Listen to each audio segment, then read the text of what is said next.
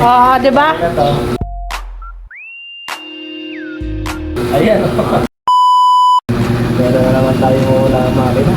Ito yung fitting na sinasabi ko. Meron na naman tayo tatawasin. Ang dami ng mga sira ng mga machine kasi dito. Tagal na kasi niya. Hindi kasi pati binubuksan ng kanto pag ano. Ganyan yung fitting na tutok na yung karayong sa butas, pantay na yung ipin. Pag lubog pa ng gusto yan, wala na totally.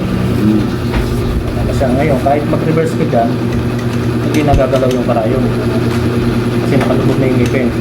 Pag angat ng karayong, unti-unti rin umangat yung ngipin. Ayun. Ganyan siya. Okay na to. Wala nang aangal bukas. Si ano yan ah? Okay na to. Mas okay ako.